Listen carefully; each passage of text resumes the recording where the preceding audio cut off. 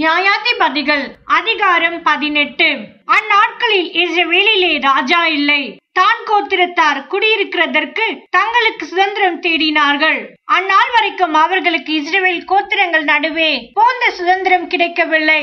ஆகையால் தேசத்தை உளவு பார்த்து வரும்படி தான் புத்திரர் தங்கள் கோத்திரத்திலே பலத்த மனுஷராகிய 5 பேரை தங்கள் எல்லைகளில் இருக்கிற சோராவிலும் எஸ்தாவோலிலும் இருந்து அனுப்பி, நீங்கள் போய் தேசத்தை ஆராய்ந்து பார்த்து வாருங்கள் என்று அவர்களோட சொன்னார்கள். அவர்கள் எபிராயிம் மலை தேசத்தில் இருக்கிற மீகாவின் வீடு மட்டும் போய் அங்கே தங்கினார்கள்.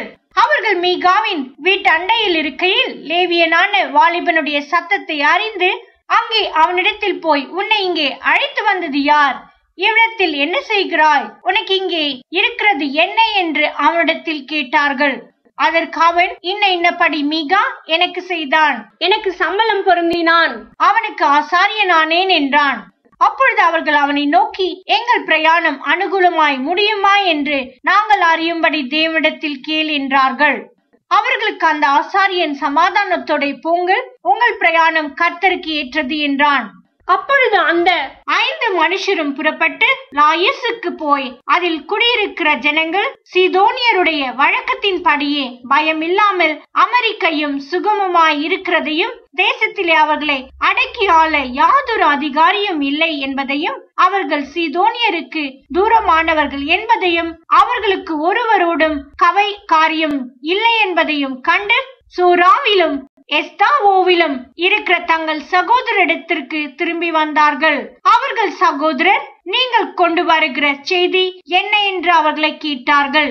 அதற்கு அவர்கள், எழும்புங்கள், அவர்களுக்கு விரோதமாய் போம், வாருங்கள், அந்த தேசத்தை பார்த்தோம், அது மிகவும் நன்றாய் இருக்கிறது, நீங்கள் சும்மா இருப்பீர்களா? அந்த தேசத்தை சுதந்திரித்து கொள்ளும்படி புறப்பட்டு போக அசதியாயிராதேயுங்கள். நீங்கள் அங்கே சேரும் போது சுகமாய் குடியிருக்கிற ஜனங்களிடத்தில் சேருவீர்கள். அந்த தேசம் விஸ்தாரமாய் இருக்கிறது. தேவன் அதை உங்கள் கையில் ஒப்பு கொடுத்தார். அது பூமியில் உள்ள சகல வஸ்துவும் குறைவில்லாமல் இருக்கிற இடம் என்றார்கள்.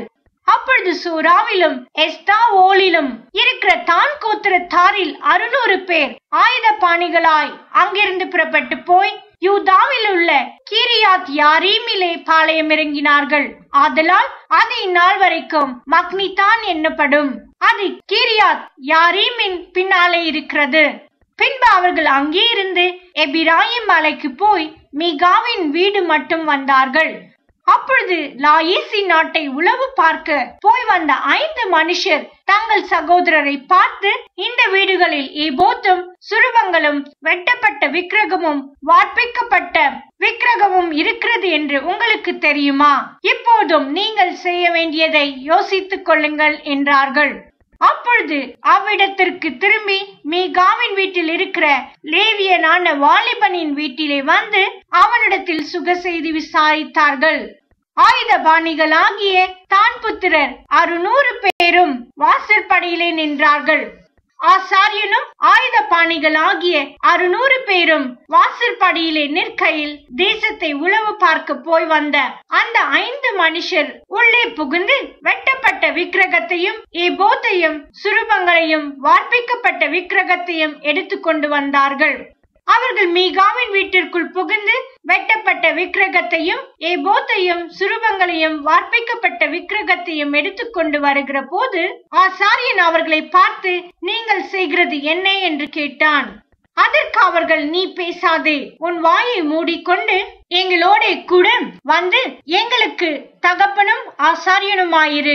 நீ ஒரே ஒருவன் வீட்டுக்கு ஆசாரியனாயிருக்கிறது நல்லதோ, இஸ்ரவேலில் ஒரு கோத்திரத்திற்கும் வம்சத்திற்கும் ஆசாரியனாயிருக்கிறது நல்லதோ என்றார்கள்.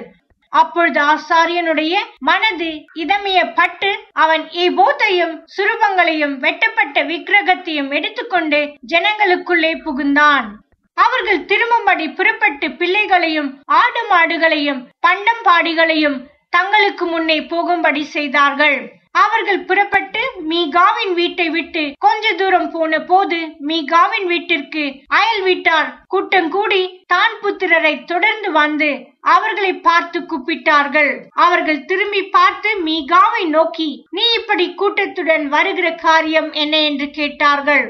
அதற்கு அவன், நான் உண்டு பண்ணின என்னுடைய தெய்வங்களையும் அந்த ஆசாரியனையும் கூட நீங்கள் கொண்டு போகிறீர்களே, இனி எனக்கு என்ன இருக்கிறது? நீ கூப்பிடுகிற காரியம் என்ன என்று நீங்கள் என்னிடத்தில் எப்படி கேட்கலாம் என்றான். தான் புத்திரர் அவனை பார்த்து, எங்கள் காதுகள் கேட்க கூக்குரலிடாதே, இட்டால் கோபிகள் உங்கள் மேல் விழுவார்கள். அப்பொழுது உன் ஜீவனுக்கும் உன் வீட்டாரின் ஜீவனுக்கும் மோசம் வருவித்துக் கொள்வாய் என்று சொல்லி தங்கள் வழியை நடந்து போனார்கள். அவர்கள் தன்னை பார்க்கிலும் பலத்தவர்கள் என்று மீகா கண்டு அவன் தன் வீட்டுக்கு திரும்பினான்.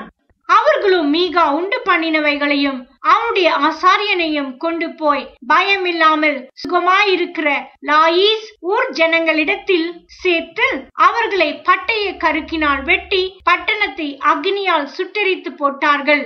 அது சீதோனுக்கு தூரமாயிருந்தது.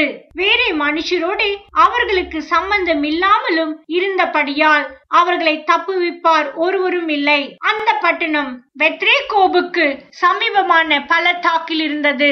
அவர்கள் அதை திரும்ப கட்டி அதிலே குடியிருந்து பூர்வத்திலே லாயீஸ் என்னும் பெயர் கொண்டிருந்த அந்த பட்டணத்திற்கு இஸ்ரவேலுக்கு பிறந்த தங்கள் தகப்பனாகிய தானுடைய நாமத்தின் படியே தான் என்று பெயரிட்டார்கள்.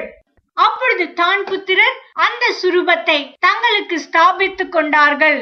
மனாசையின் குமாரனாகிய கெர்சோனின் மகன் யோனத்தானும் அவன் குமாரரும் அந்த தேசத்தார் சிறைப்பட்டு போன நாள் மட்டும் தான் கோத்திரத்தாருக்கு ஆசாரியராயிருந்தார்கள்.